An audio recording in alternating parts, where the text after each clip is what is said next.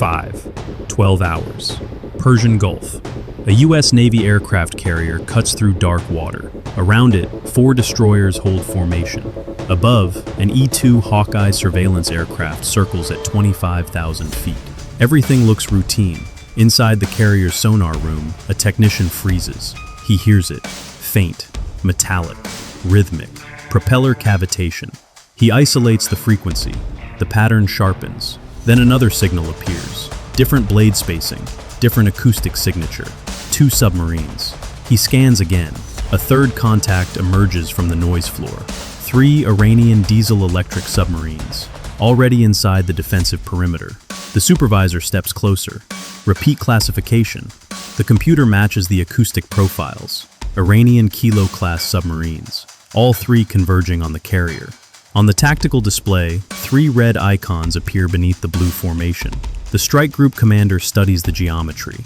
The submarines aren't drifting, they're positioning. One slides toward the carrier's port side. Another moves starboard. The third lingers astern. It's a triangle, a classic ambush formation designed to trap a high-value target from multiple attack vectors. The supervisor keys the comm line. Bridge, sonar, multiple hostile submarine contacts confirmed.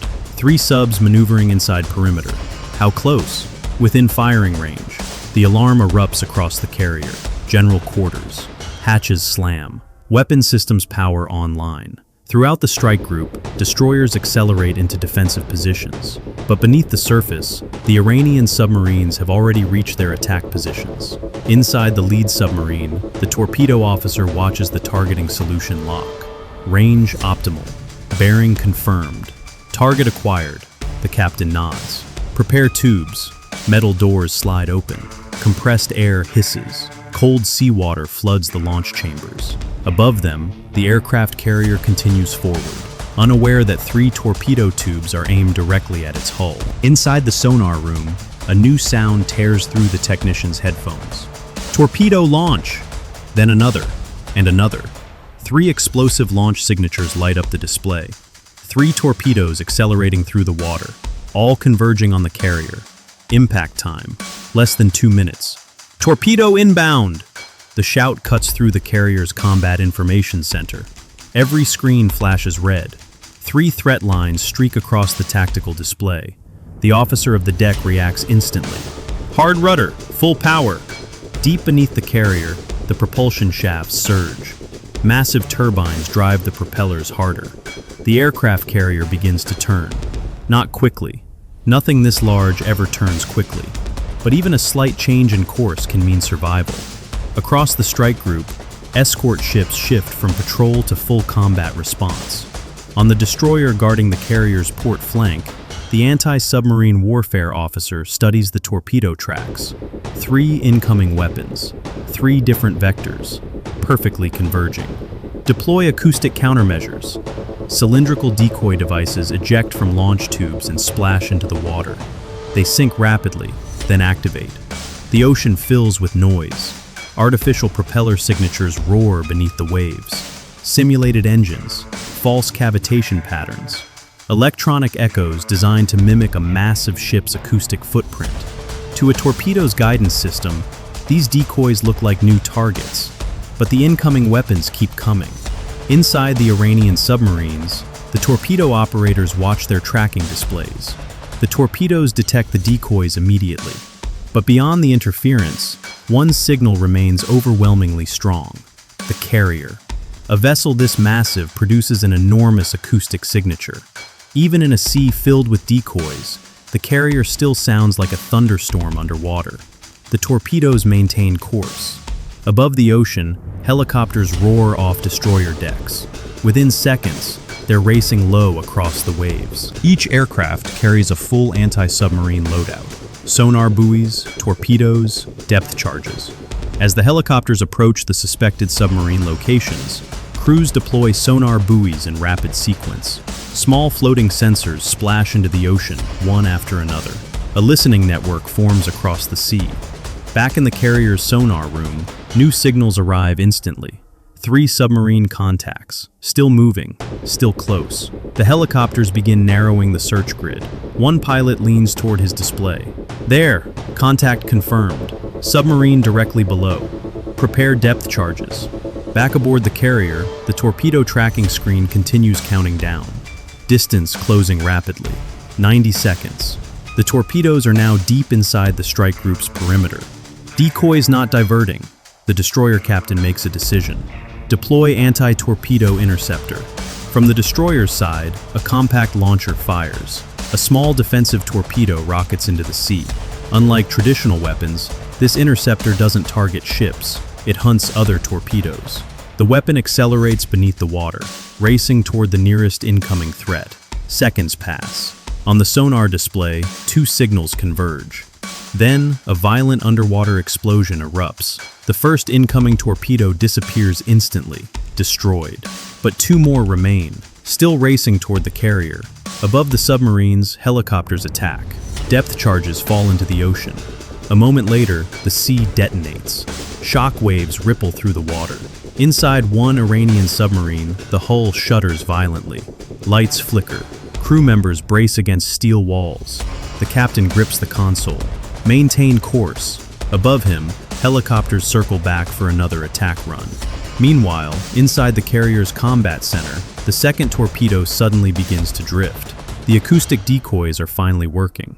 The weapon's guidance system detects multiple targets. For a brief moment, it hesitates. Then it turns. The torpedo veers sharply away from the carrier's hull and locks onto one of the decoys.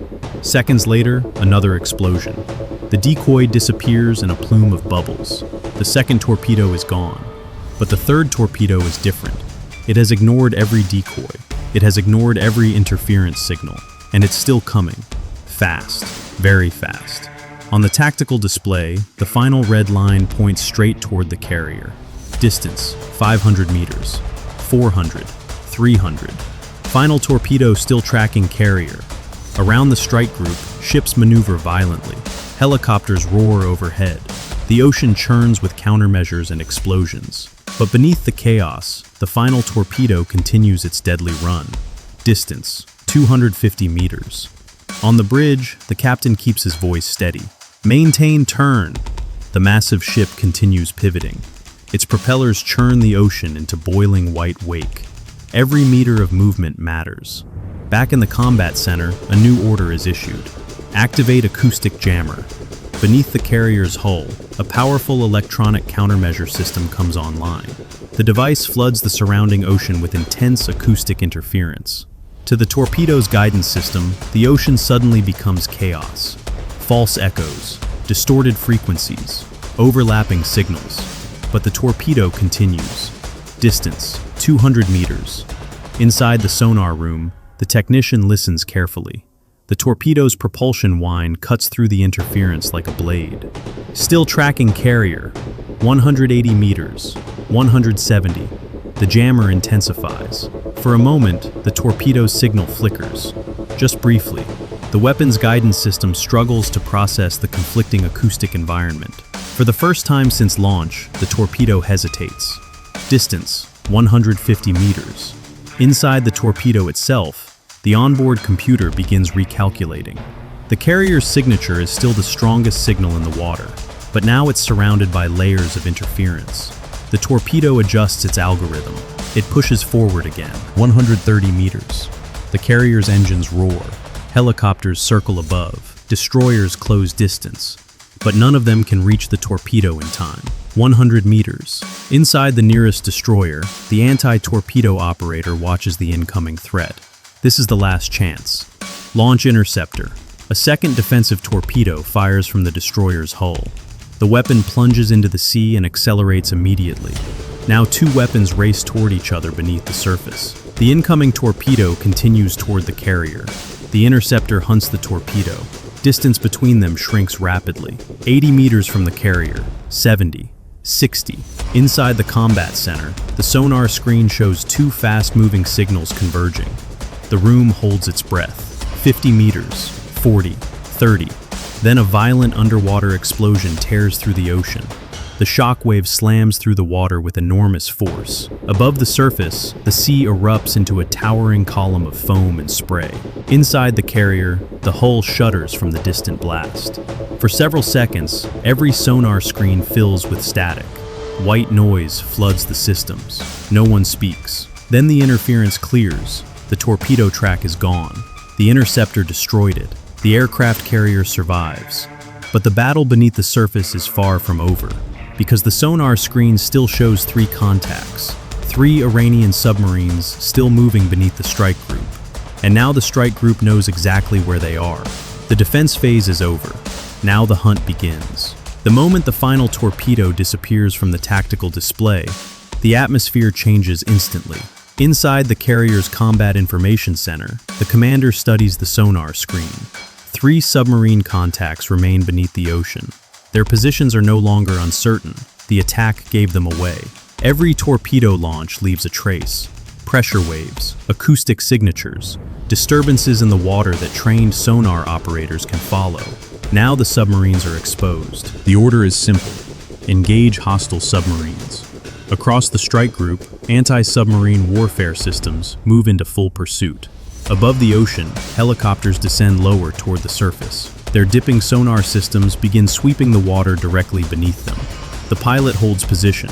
Seconds later, the sonar operator hears it. A clear metallic echo.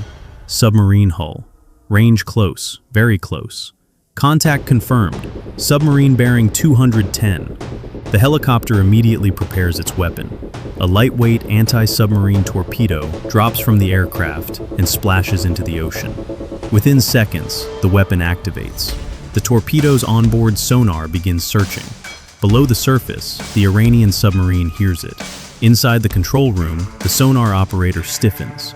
A new sound echoes through the hull, a high-frequency pulse. Then, the unmistakable whine of a torpedo propulsion system. The captain reacts instantly. Evasive maneuver. The submarine tilts sharply as the crew attempts to dive deeper.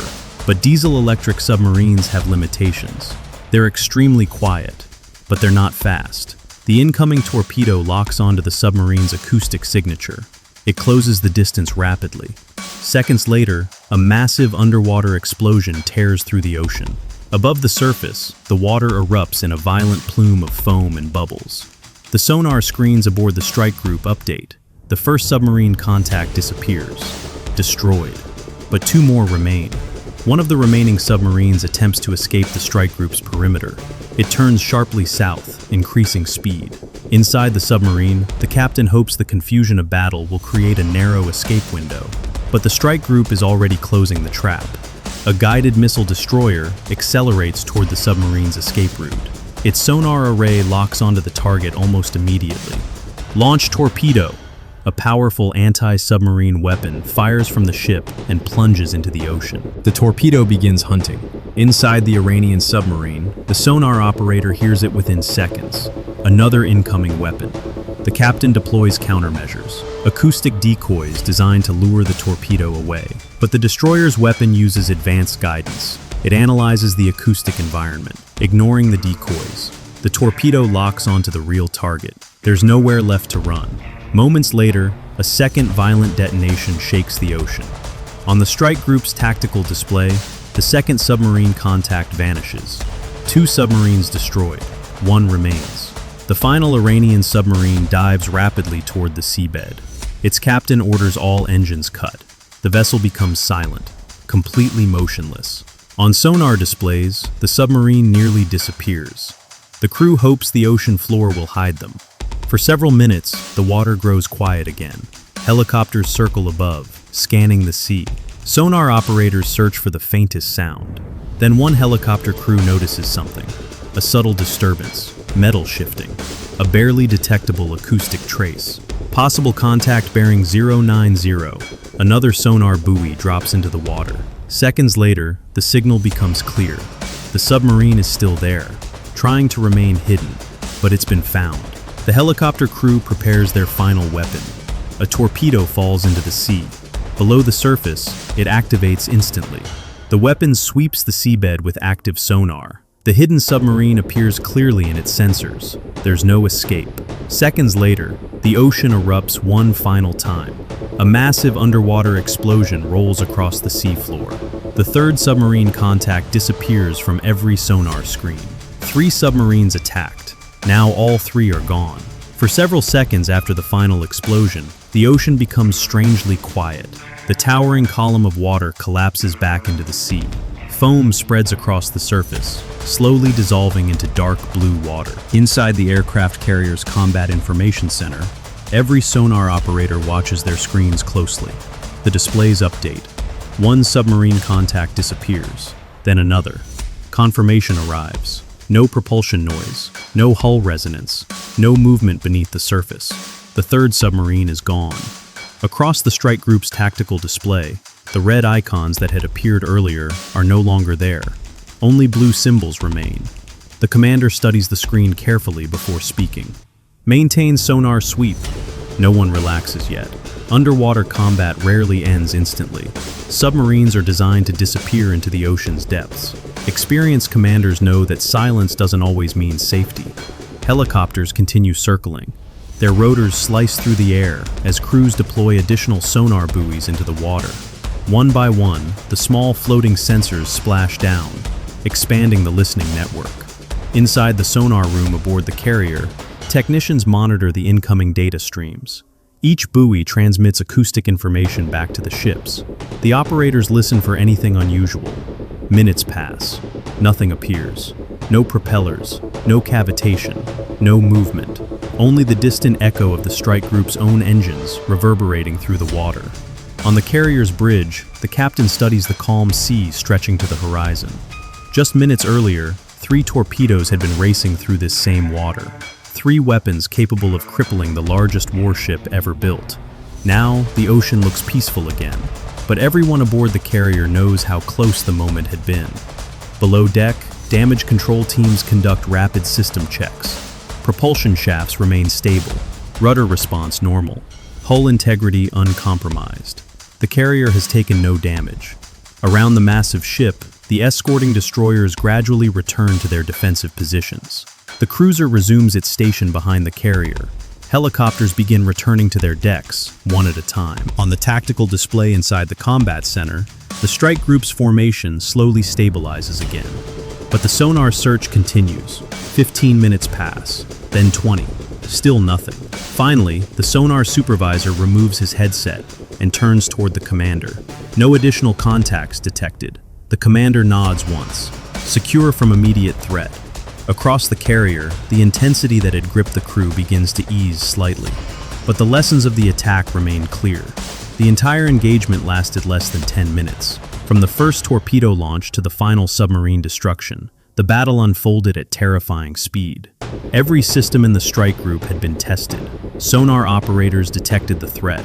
Destroyers deployed countermeasures. Helicopters hunted beneath the surface. Interceptors destroyed incoming torpedoes. Layer by layer, the strike group's defenses worked exactly as designed, without hesitation, without delay. Back in the sonar room, the technician scrolls through the recorded acoustic data from the engagement. 3 launch signatures, 3 torpedo tracks, 3 submarine contacts, all gone now. Outside the ship, the aircraft carrier continues moving across the open ocean. Its massive hull cuts steadily through the water, leaving a long white wake stretching behind it. From a distance, the strike group looks calm again, orderly, unchanged. But beneath the surface of the sea, the remains of 3 submarines now rest on the ocean floor. Their ambush lasted only minutes. The strike group survived without a single ship damaged, and the aircraft carrier, the primary target of the entire attack, never even slowed down. This is what happens when submarines attack a U.S. Navy carrier strike group. This is what $750 billion in annual U.S. military budget delivers. This is why Pentagon strategy emphasizes layered defense systems, multi-platform coordination, and technological superiority. 3 submarines tried, 3 submarines failed. The carrier sailed on. If this breakdown showed you something the news won't cover, subscribe now. We analyze real U.S. Navy operations, defense contractor technology, and national security strategy every single week. Because understanding how the U.S. military actually operates changes everything.